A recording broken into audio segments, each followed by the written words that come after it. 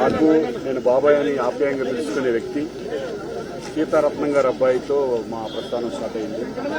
నా second film. అక్కడి నుంచి ఎన్నో సినిమాలు ఆయనతో ఉన్న నాకు అనుబంధం కానీ, ఒక ఫ్యామిలీ పర్సన్ కానీ, మొన్న కూడా ఈ మధ్య కూడా ఎప్పుడు కూడా ఫోన్లో మాట్లాడుకుంటూ ఆయన ఆరోగ్యం బాగోలేదు అని తెలిసి కూడా ఎప్పుడు మాట్లాడుతూ ఉంటాం.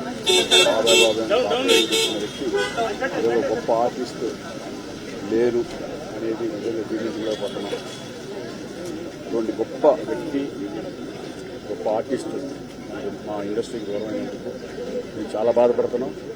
ఆయనకి ఆయన ఆత్మకి శాంతి సుఖాలని మనస్ఫూర్తిగా భగవంతుడికి కోరుకుంటున్నాను. అలాగే వాళ్ళ కుటుంబ సభ్యులందరికీ కూడా నా ప్రగాఢ సానుభూతి చేస్తున్నాను. ఎందుకంటే ఈ టైంలో ఇంకేం మాట్లాడలేం.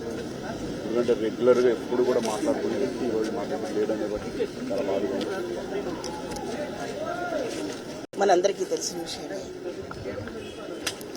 ఒకప్పుడు మనం ఎస్వి రంగారావు గారు, కైకాల సత్యనారాయణ గారు, గుమ్మడి గారు క్యారెక్టర్ ఆర్టిస్టులుగా వారి గురించి చాలా మహోన్నతంగా మనం చెప్తూ ఉండేవాళ్ళం. వారందరికీ ఏమాత్రం తగ్గకుండా ఒక ఎస్వి రంగారావు గారు చేసిన పాత్రలు కానివ్వండి, గుమ్మడి గారి పాత్ర కానివ్వండి, కైకాల సత్యనారాయణ గారి పాత్రలు కానివ్వండి, ఏ పాత్రకైనా న్యాయం చేకూర్చి ప్రాణం పోసిన మహానటుడు మన కోట శ్రీనివాస్ గారు. సినిమా ఇండస్ట్రీలో ఆయనకున్న ప్రాధాన్యత చాలా విలువైనది, చాలా పటిష్టమైనది. అటువంటి గొప్ప నటుడితో నేను కూడా ఒక 8 సినిమాలు ఆయన కాంబినేషన్లో యాక్ట్ చేయడం, ఆయన నాకు మామగారిగా, తండ్రిగా, కో ఆర్టిస్ట్గా కొన్ని సినిమాల్లో పనిచేయడం జరిగింది. ముఖ్యంగా స్టేజ్ నుంచి వచ్చిన ఆర్టిస్టులకి ఆయన ఎంతో ప్రాధాన్యత ఇచ్చేవారు. నేను స్టేజీ ఆర్టిస్ట్గా సినిమా ఇండస్ట్రీకి వచ్చినందుకు ఆయన చాలా సంతోషపడుతూ ప్రతి సినిమాలో, ప్రతి సీన్లో కూడా నన్ను ఎంతో ఎంకరేజ్ చేసేవారు.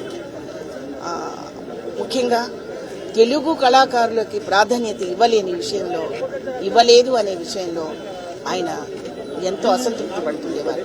పోరాడారు. ఆ పోరాటంలో ఎంతవరకు సక్సెస్ అయ్యామనేది మనందరికీ తెలుసు. ఆయన లేని లోటు మాత్రం మేమందరం చాలా చాలా ఫీల్ అవుతున్నాము. ఆయన ఆత్మకి శాంతి కలగాలని, అటువంటి అద్భుతమైన ఆర్టిస్ట్ని పోగొట్టుకున్నందుకు బాధపడుతూ క్షంతవ్యాన్ని తెలియజేస్తున్నారు.